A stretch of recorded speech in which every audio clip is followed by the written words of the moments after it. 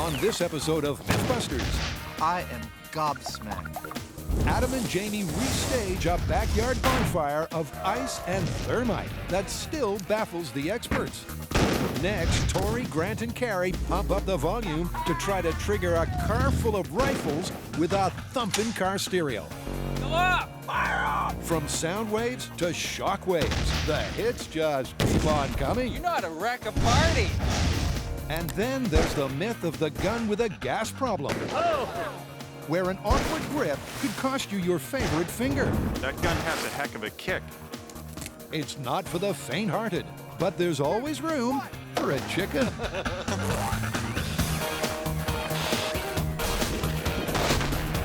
Who are the MythBusters? Adam Savage Today's forecast, 70% chance of science. and Jamie Heineman. It's fun, yet deadly. Between them, more than 30 years of special effects experience.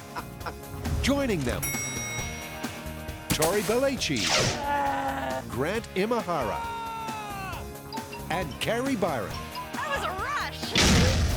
They don't just tell the myths, they put them to the test.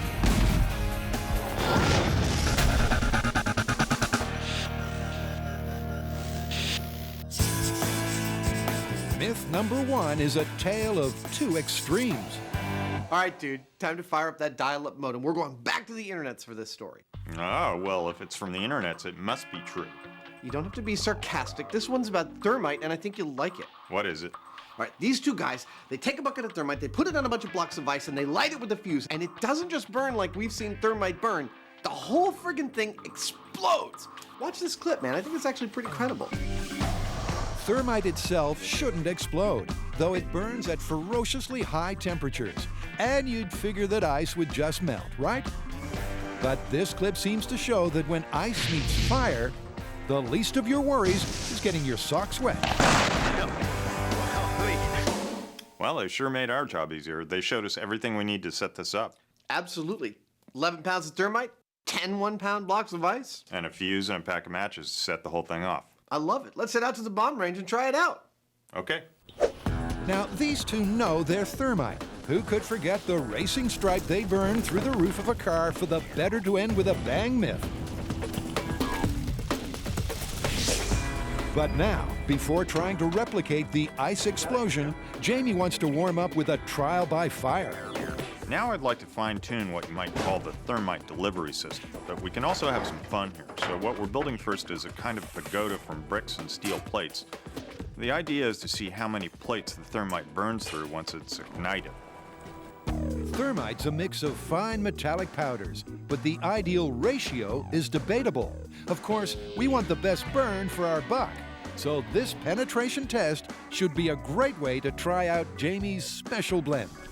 While he taps, tips, and stirs, Adam stacks. You know in Alien when the face hugger is on Kane's face and they cut through the knuckle and it starts to bleed molecular acid and it goes through all the decks of the ship one by one? That's pretty much what we're looking for here. Jamie first fills a flower pot with thermite. He knows they can't afford a single crack in the system. In order to keep its integrity intact during this test, we're going to put the ceramic flower pot in this metal bucket with a hole in its bottom right here. And we're going to fill the surrounding part with sand. Keep it all contiguous. From here, it's all quite simple. Jamie sets two matchbooks in the bucket, hooked up to a fuse. Okay, this is thermite penetration test. In 3, 2, 1. If all goes well, we'll see a cascade of fire burning through a bunch of steel plates. And the thermal imaging camera should enhance the experience. I've always wanted to see this thing in action just like this. As far as I know, it's never been done before. I mean, you see what happens after the fact, but we're going to see the whole thing all at once. So this little pre-myth appetizer could go anywhere.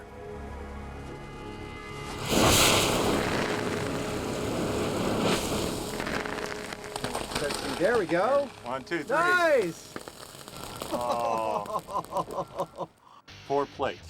Right, the top one and 3 down. That was pretty cool. It was. Cool isn't the word. At 4,000 degrees Fahrenheit, the burn is too bright to view at close quarters. It's a major meltdown. Look at hang these up in a gallery and we'll make it like $1 million. So Jamie's special thermite blend is hot to trot. Now, to see if 11 pounds of it is enough to actually explode 10 blocks of solid water. Well, look, let's clean this up, get some ice blocks out here, and replicate that video. That's what we're here for.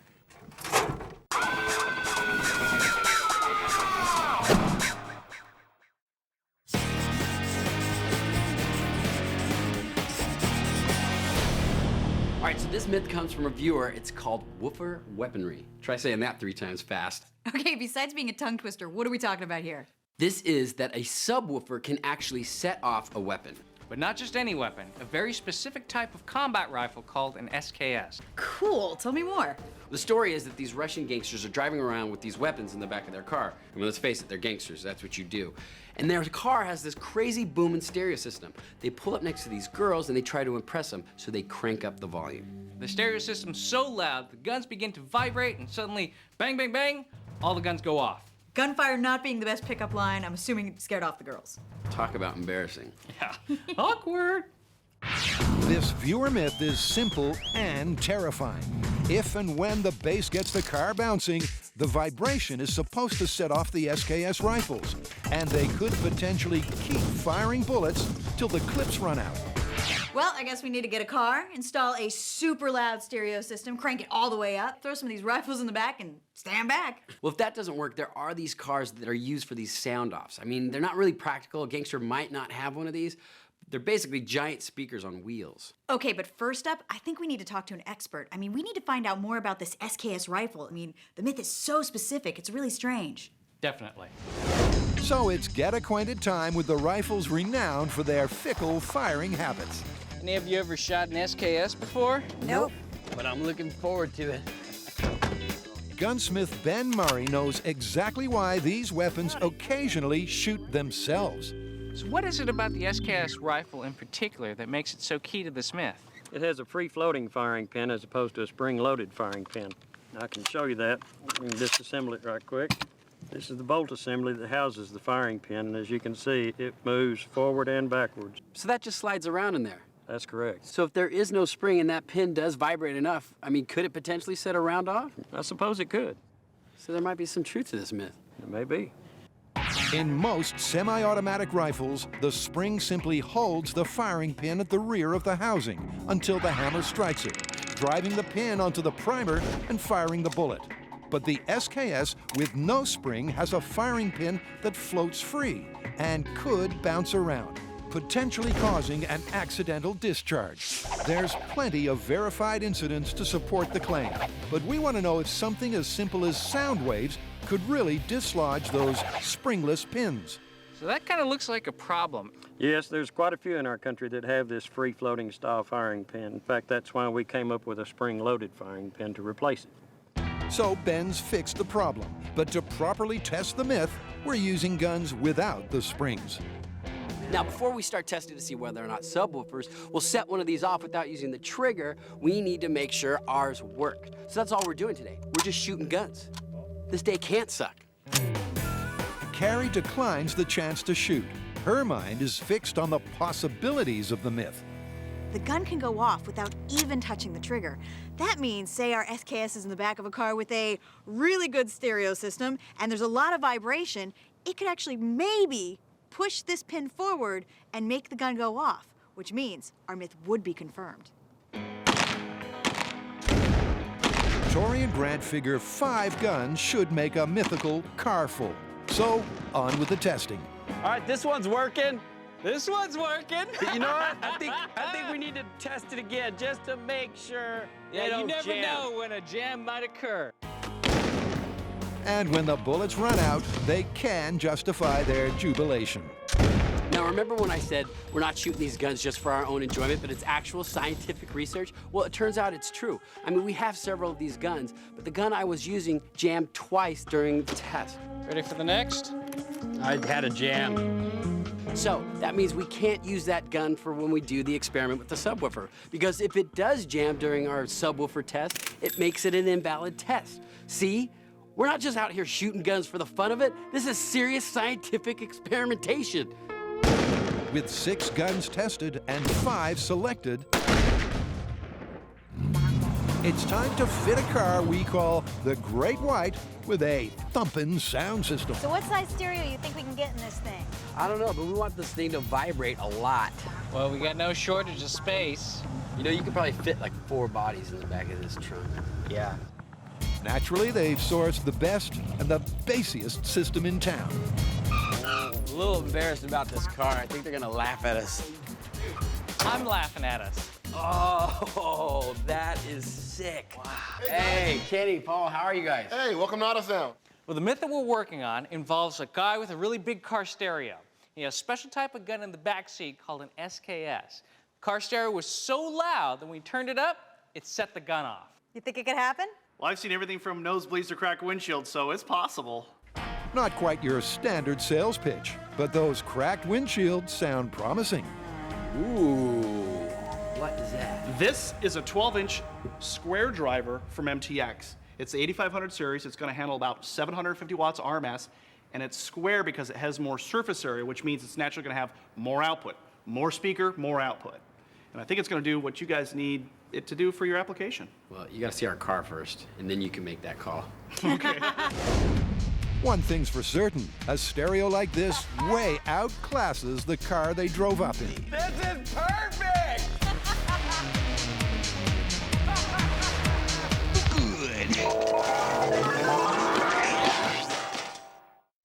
Not for the first time, the MythBusters are playing with fire. There we go. 1, 2, 3. Nice! They're set to test a dubious and dangerous internet video that seems to show exploding ice.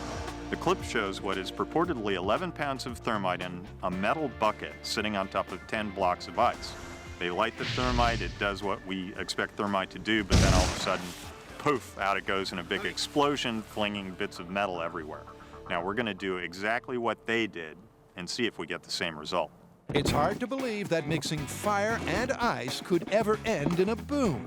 Retired FBI man Frank Doyle thinks that concealed gunpowder might be the cause of the conflagration. Well, I'm a little skeptical, and I think they've done something a little iffy.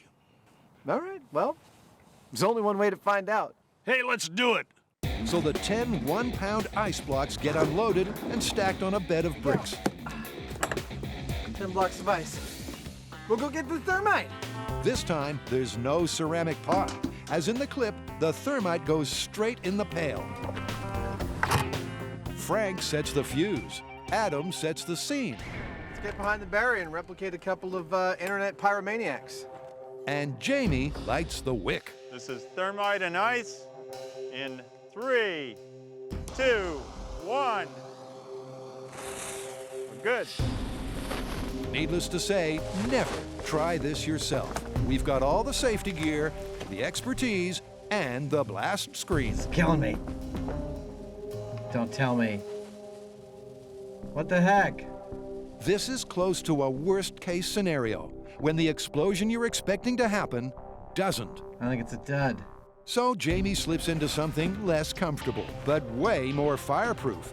He and Frank fashion a new fuse. Then Jamie takes a furtive walk, knowing the old fuse could catch at any time. So Jamie's put on the full fire suit to protect himself to replace another fuse and matches because, well, we don't know. He could touch that bucket and it could all go off. So it's a little bit touch and go right now. Jamie wastes no time setting the new spark. He's lit it. Let's hope it stays lit. This experiment should confirm or bust the myth of exploding ice. That looks like the match is going off. There it goes.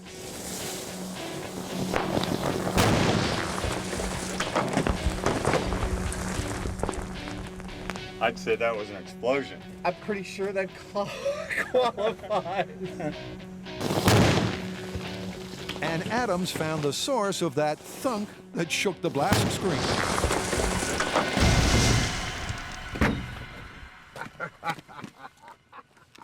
In the popular parlance, we call this piece of ice a hunter-killer because it went all the way from ground zero to our blast chamber. Luckily, it is ice-proof.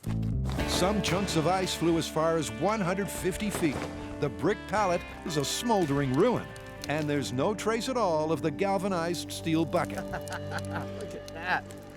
That tells the whole story right there. I am a believer. It shot the bricks right down through the bottom of the floor there, and it broke a bunch of them. So that was a bona fide explosion. That was a huge explosion. If I hadn't seen it with my own eyes, I would never have believed that thermite and ice could produce such an explosion.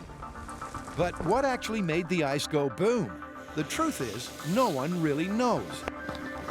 Experts I've talked to are speculating that heat from the burning thermite is decomposing the water into hydrogen and oxygen, which in the presence of a source of ignition, namely hot thermite, is exploding. Now, I sort of have a problem with that because that requires that a whole bunch of hydrogen and oxygen be instantaneously created, and I don't know that that's possible. There is another explanation, I'm just speculating, and that is that something in this reaction is aerosolizing all the thermite. It's, the steam or something is throwing all this powder up into a cloud of thermite, and that's exploding. We don't know. It's a mystery, but one way or another, that was a heck of a bang. Here's their video, and here's ours. So it's myth confirmed. No black powder, no hidden fireworks, just fire and ice.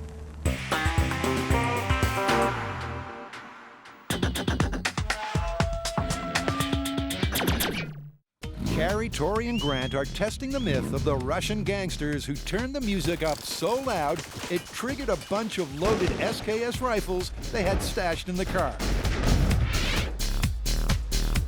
They've got the guns, the car, and a sound system that could shake loose your fillings. All right, you ready? Yes. I think so. Oh, So unassuming and then bang! You filled up the whole trunk. that's bass, baby. Oh, my eardrum. Look at the rats coming off the top of the roof. Oh, my God. We're going to tear this car apart. But first, they want to spiff it up with a high-speed, pimped-out paint job. There's going to be all these hot rod enthusiasts going, that's not how you paint flames on cars. What are you doing? You know what I got to say to that? So what? Just like a tattoo, it's more about the bad boy attitude than the art. Until you get inside. You know, some people have a hula girl or a chihuahua bobblehead on their dashboard. We have us. Yeah, not quite the gangster image, but they should be good indicators of the turbulence caused by that thumping bass. Pimped, prepped, and pumped with a trunk full of high-grade hardware, the Shark rolls up for its first ever rifle recital. If all goes to plan, there won't be an encore. Tori and Grant were kind enough to test all of the SKS rifles for us and make sure that they all work properly. Now, we're at the Alameda County Sheriff's Bomb Range. We love this place because it's a wide open space where we don't have neighbors to complain about the noise, and we can shoot all the guns we want. All right, so we've amassed our gangster arsenal. And we have our blanks, but as we know, we need to treat this like live ammunition. All right, let's load up our guns and get them in that vehicle. Sounds good to me. So the rifles get spread from the back seat to the front, some close up to the speakers and others at a distance. Okay, we got one in the back by the woofer, we've got two in the back seat, one on the back floor, and one in the front seat. All right, let's crank this system and see if we can get one of these guns to go off.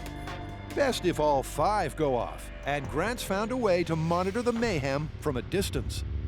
So this is going to serve as mission control for our experiment. We have a portable music player with all our test tones preloaded. We've also got a frequency generator and an oscilloscope so we can dial in any specific frequencies we want to test. Inside the car, there's a microphone that's connected to the spectrum analyzer and dB/SPL meter, and that'll tell us not only the frequency, but also how loud it is. And finally, and perhaps most importantly, there's a live video feed to tell us if any of the guns have gone off as a result of our sound. The sound won't be music as we know it, but a series of tones designed to test and push the acoustic limits of the system, and maybe fire those guns. All right, this is going to be a low-frequency sweep starting at 20 hertz at 95 dB SPL. Ready? Oh, yeah. Here we go. To keep it simple, hertz indicates the pitch of a note, and decibels measure the volume. 95 decibels is roughly as loud as a motorcycle revving its engine. So far, not one round has fired off. We're not all the way through the sweep yet. But the signs aren't good. The bobbleheads are barely bobbling, so we'll change tack. All right, next I got a tone that alternates. Like, wee, wee, wee. Yeah, we want to see that pin fire off one of these bullets. All right, you guys ready? Ready. Yeah. Crank it up, Grant. If this works, they can expect to hear multiple gunshots at any moment. Is that it? That's it. You see anything? Okay. Come on, let's make that car vibrate. Not one round has gone off yet. All right. One wiggle. I mean, the gun's not even shaking. Okay, so that didn't work. What would be the next step? Louder. I like that. Let's go louder. It's time to raise the stakes. Grant cranks the decibels up to an ear-shattering 130. That's close to the level of a jet engine as heard from just 100 feet away. There you go. That's what I'm talking about. Look at those speakers. Look, the gun is actually vibrating. Look, well, no, it's the camera that's vibrating. Whoa! There's dust and everything getting knocked all around. It's crazy. Whoa! Oh, no, the camera cut out. We lost it. Oh, no. Seems like everything's busted but the guns. Still, Grant sees a little room to maneuver. For all these tests, the guns have been horizontal on the various parts of the car. Now what we're gonna do is change their orientation. So instead of being horizontal, they'll be vertical. And that way, we hope that the pins will be in a better position to set off these blanks and hopefully get a result. Grant's enlisting the force of gravity to help dislodge those pins. It might not help, but it sure won't hurt. You know, if this doesn't do it, I don't know what will. Well, it's definitely working. You can see that speaker just vibrating. Wow, look at that gun. The gun's shaking. Yeah, I think it is. Yeah, heck yeah. Come on, go up! Fire off! Shoot that gun. There's a lot happening in there. Gosh. Still not firing. But once again, none of the SKS shooters go bang. Mind you, there was some collateral damage. And this stereo system was crazy. I mean, it was vibrating the entire car so much that it actually bust the gas line and it's now leaking fuel. So this car is done, but that doesn't mean the myth is done. It just means we got to find out if this is even possible. Now to investigate one more way you can hurt yourself with a handgun. What you got there? This is a pretty grisly depiction of the dangers of mishandling a firearm. You mean like when you shoot yourself? No, merely by having a poor grip. Check this out. That's nasty. The severed thumb is so nasty, we can't show it on TV. It's a graphic myth, so here's the tale in graphic form. This beast of a sidearm is a hunting pistol designed to bring down big game. And some of the gas that propels the bullet also escapes between the back of the barrel and the front of the cylinder. And therein lies the myth. If you have a digit in the wrong place at the right time, the force of the blast could blow your thumb clean off. I have a hard time believing that this could happen just from misfingering a gun. Well, that is what we have to figure out. Okay. Out on the range, gunsmith Frank Tabor has brought along the cannon in question. So, Frank, according to the myth, the guy lost his thumb because he held it like this. Do you see any immediate problems with that? Oh yeah, you have that gap between the cylinder and barrel, and you got a 2,300 foot per second cartridge. There's a lot of gases, and it comes out that just like a cutting torch. So you think there could be some real damage? Oh, Oh, that's a big gun. I can't even reach up into that area with my hands unless I was doing this with it. Well, people do strange things. and strange people do very strange things. They look delicious, don't they? Yeah, and I'll bet to you, they look harmless. But the fact is that ferromelons are a growing problem in the US and around the world. That's why we invented the Melon Hunter 2000. Just what can it do to take care of your ferromelon problem? Watch and see. Adam sets Jamie a tasty target to test out the weapon on high-speed video.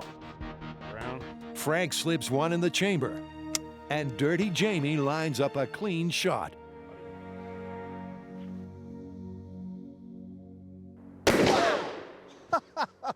Wow, that was something. Well, that takes care of your watermelon problem. It's another notch on Jamie's belt of dead fruit and vegetables. But he did get a feel for the firearm. That gun has a heck of a kick. Now, I have to be honest, I was a little afraid of it at first, thinking that it was gonna like hit me in the head afterwards. So I can kind of see how somebody might wanna grab it in an unusual way to make sure they had a hold of it. Now it's Adam's turn to take a shot, feel the force, and maybe make a prediction. It's not that I'm lactose intolerant, but if milk gets in my way, I'm gonna take care of the problem. Talking.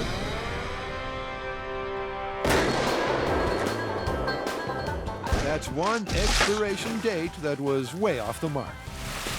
The high-speed camera remains one of my favorite tools on the show. If you look really closely at the close-up of the gun firing, you can clearly see gases shooting out of the space between the cylinder and the barrel.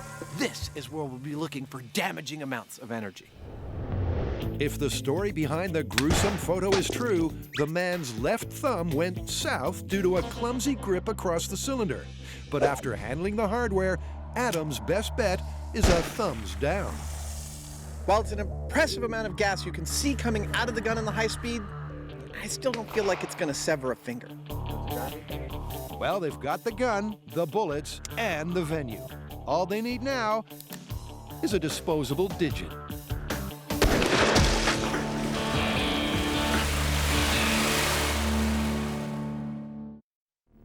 All efforts to fire 5 rifles via the vibrations from an upscale car stereo have failed to end in a single gunshot. You know, if this doesn't do it, I don't know what will. So the next to last resort is a visit to Meyer Sound.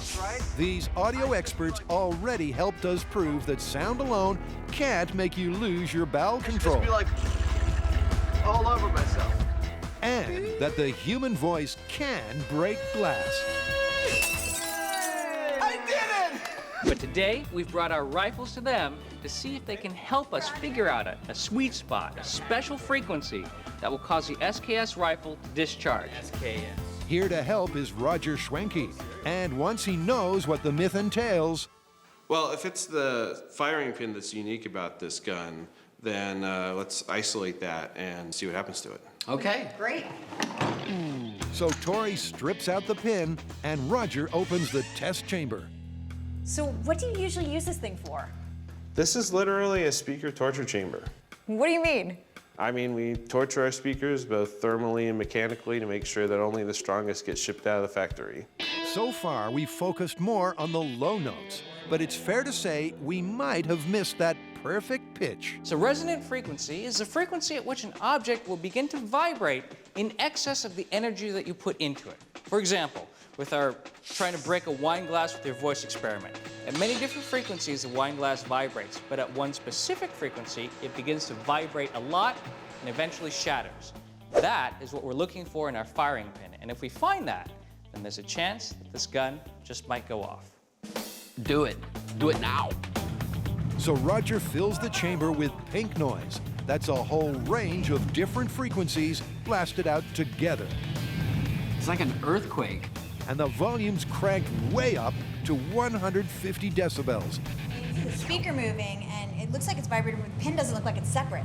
Yeah, it looks like the whole mechanism's moving, but the pin is not going up and down. Yeah, still a little hard to tell.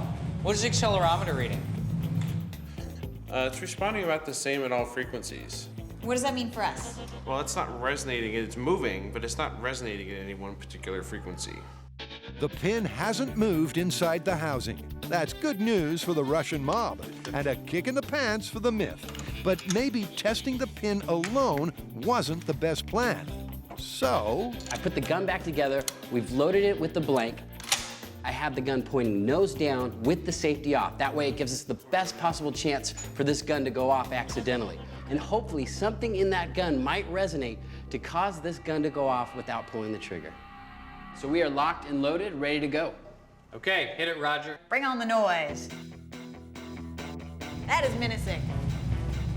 And this is with the safety off, so it's giving it the best possible chance, but still, it's not firing. Yeah, if this happens at all, it should happen fairly quickly, and it's not happening. So Roger pulls the plug. The resonant frequency theory fails to fire. But if you think it's over, if you truly believe we'll end this myth with a shameful shudder, you so don't know this show.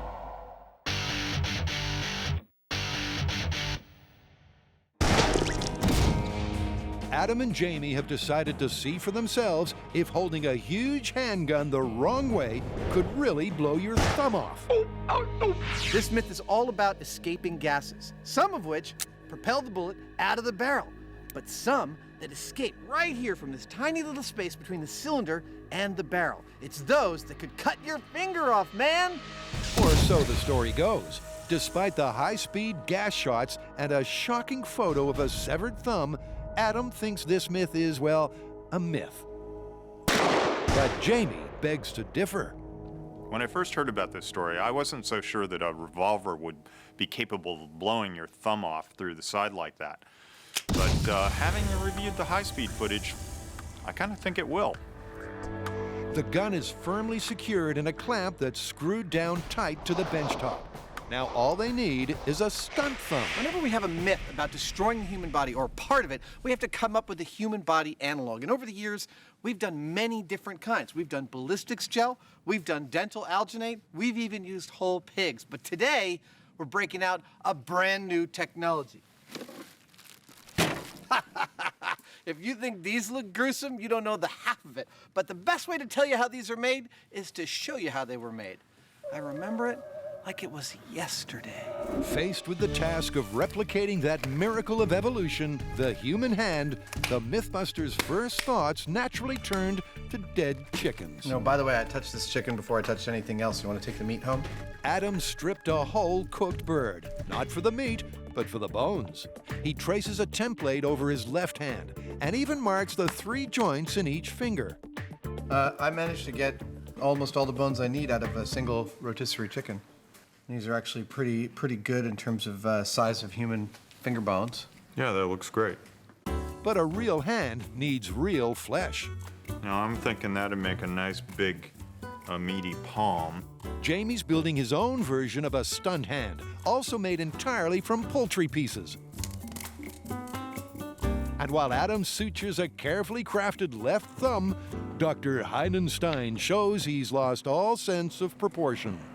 It's actually the left hand, you know, that's the thumb and the 4 fingers, and I've picked them so that they're the correct lengths and everything. So we have a show of hands. Hello. High five.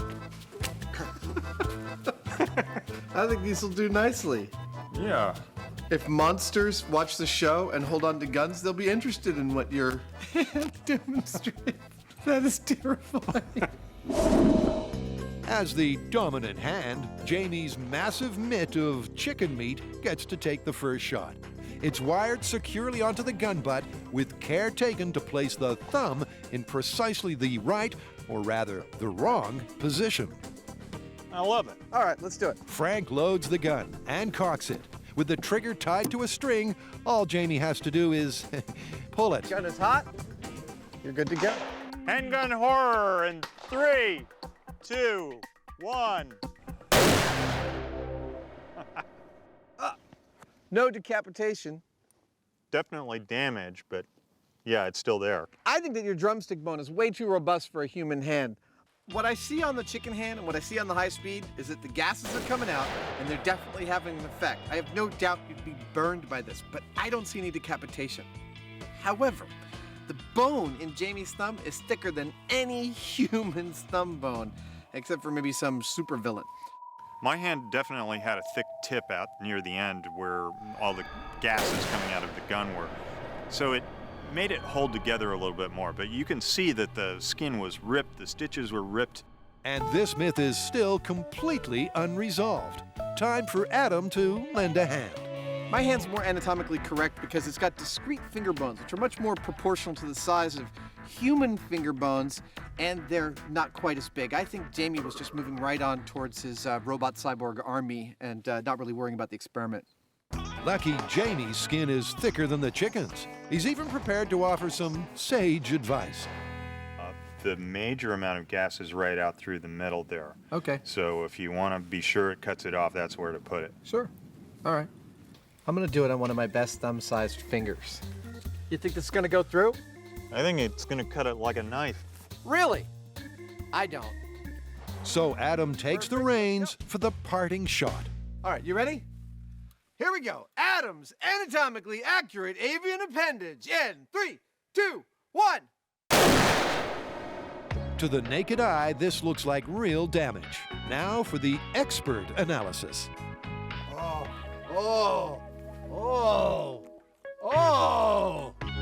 Okay. Wow! What Adam means to say is they've shredded one chicken finger and shattered another. This one is torn to shreds. And what about that one? That is cut almost clean through. Wow! Well, I want to check it out on the high speed, but this looks nasty. Yep, I think he lost his finger. There's no doubt about it. Adam's carefully constructed chicken hand had the right size bones to simulate human fingers. They even had 3 joints, right where they're meant to be. That is totally clear. Those gases have cut through that finger absolutely.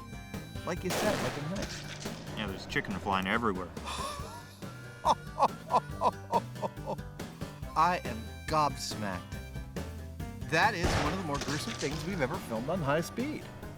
Well, it doesn't get any more definitive than that. Nope, it's confirmed. Totally confirmed. Well, let that be a lesson to you. If you've got to have a handgun, make sure you know how to use it. I can't believe you can eat buffalo wings so quickly after that. What do you mean? I'm going to cook up Frankenhand for dinner.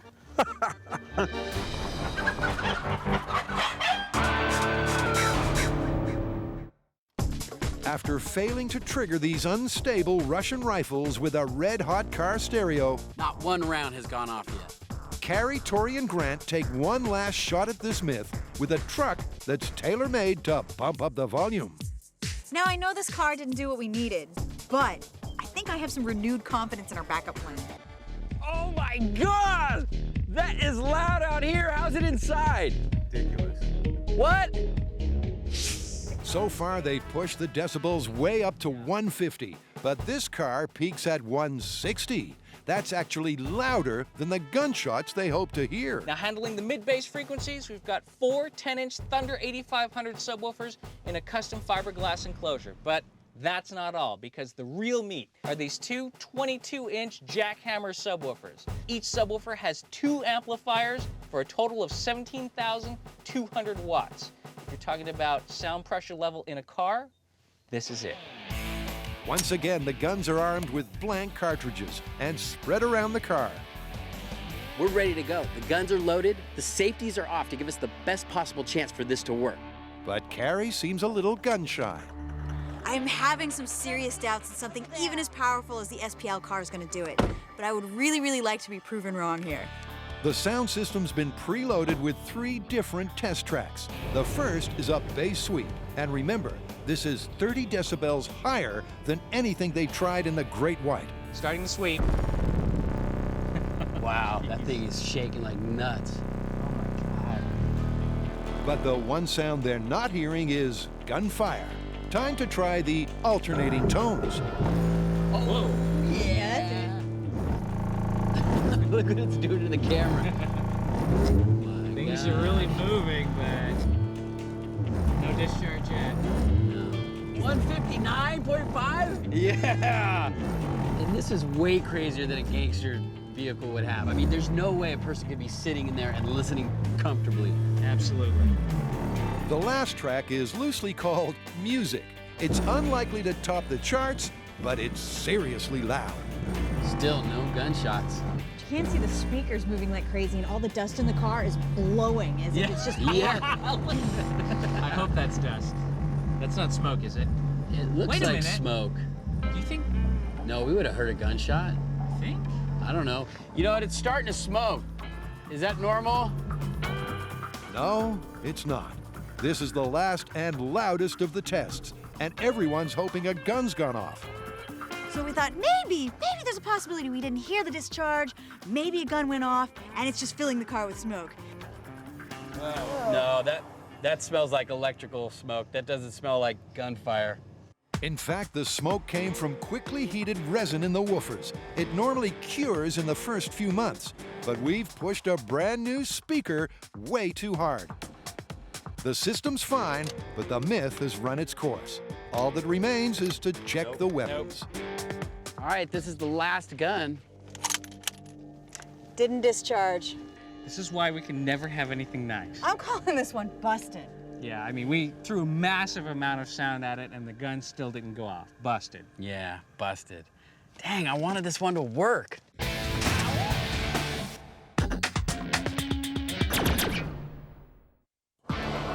Adam and Jamie have already confirmed the internet myth of ice blocks exploding in flaming thermite. I'd say that was an explosion. I'm pretty sure that qualifies.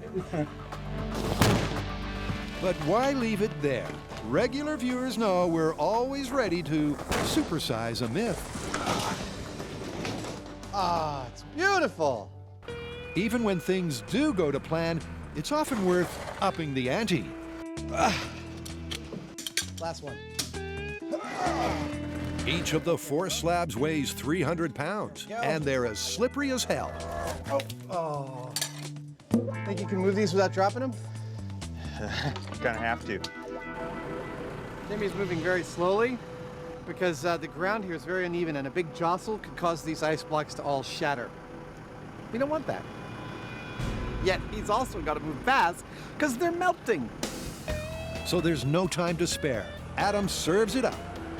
Oh, yeah. Ah, I'm going to be an ice mover when I grow up. And Jamie does the carving. They're using 10 times the ice and 10 times the thermite. This thing right here is a little bit more macho going on here. I'm not going to use a torch to ignite it. I'm going to use these things, which are fuse igniters, and they work kind of like so. And then I'm going to leave quickly. All right, Jamie, we are all in place in the bunker. You may fire when ready, sir. Supersized thermite in 3, 2, 1. Now here's the thing about thermite. Being volatile means it's also unpredictable. And this tub full of red powder is taking its own sweet time. Thermite's kind of, I hate thermite. I'm putting thermite in the category with electricity for a big pain in the it's interesting, but it's problematic. I don't see any smoke or anything. No, it looks like a total misfire. But when it works, there's nothing like it. Whoa, whoa, whoa, whoa!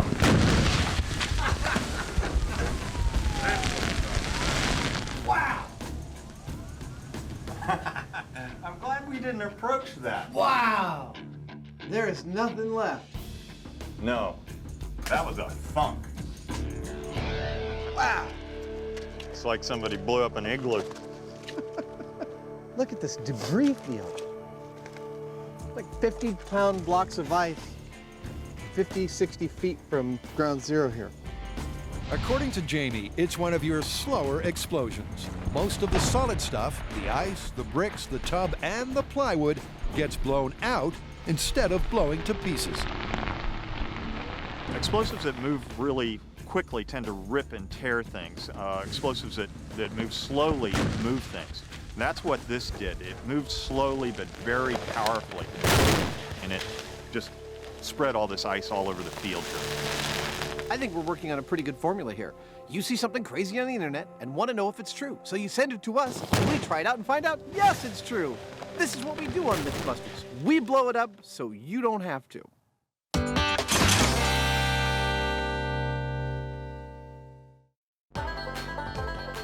Tori, Grant, and Carrie have busted the myth that vibrations from a souped-up car stereo triggered a bunch of dodgy rifles. But Tori's found a related myth that's easy to test and guaranteed to end with a bang. Well, we've come a long way accidentally setting off one of these SKS rifles. But you know what? We're not done yet. There's one other thing I want to try. What's that? Now, apparently during this turf war, a bomb goes off in a gangster's house and wipes out his entire gang. Now, after the explosion, the police go through the debris and find these SKS rifles with empty shells next to them. However, nobody in the neighborhood heard gunshots before or after the explosion. So the idea is that the shock waves set off the weapons. Apparently so. The guys know that a springless SKS could be seen as an accident waiting to happen. But where sound waves failed to set the firing pin a-quiver, a high-explosive shockwave might do the trick. To find out, they build a mock living room and carefully place 4 loaded rifles just where you'd expect to find them. Now we're going to deliver a special package of C4 to this scene. We're going to be safely down in the bunker when it goes off, and after a big explosion, we're going to see if the percussive force from a bomb can actually set off any of our firearms. Either way, we're getting destruction. We're all pretty happy about that. Special delivery for Mr. Buster. If sound waves can set a speaker cone dancing like this, just imagine the percussive force of a high-explosive shockwave. You know what the thing that's really bumming me out about this is we're probably gonna damage these guns. But I guess if you wanna make omelets, you gotta break a few eggs. Let's hope they finally break something. JD saunters back to the bunker as our guys weigh the odds. All right, quick predictions. Okay, I think if any of the guns are going to go off, it's going to be the one in Buster's hand because I've got his finger on the trigger.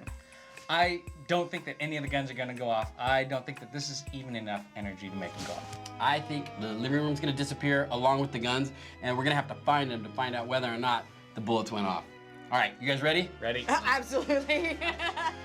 All right, this is explosion setting off SKS rifles. All right, Carrie, take it away. In 3, 2, 1. Oh, nice. Nice one, JD. That never gets old. It's the blast we were begging for. But did it trigger even one of the guns? Wow, you know how to wreck a party. Now, the easy part, finding the guns. Like there's a hole right where the package was. All right, should we check them? Yeah. That one didn't go off. Let's Right. check Buster. All right, show us what you got. Okay. Look at that one, the safety actually went back on. Nope. Didn't fire off. All right. That was the one that was in his hands with the finger on the trigger. 2 guns down and 2 to go. What? Oh! The round went off! Oh my God! It's no surprise that a C4 shockwave has the edge on one of the world's best and loudest car sound systems. But at least we've got a result. Last one. Didn't go off. But you know what? One did. And 1 out of 4, I say this is plausible. Yeah, I mean, the gun fired as a result of the explosion. Plausible. I'd buy that. Plausible. That is crazy. I can't believe it worked. After days of disappointment, this should at least send them home happy. And the message couldn't be clearer. It's unsafe to leave loaded guns in exploding rooms.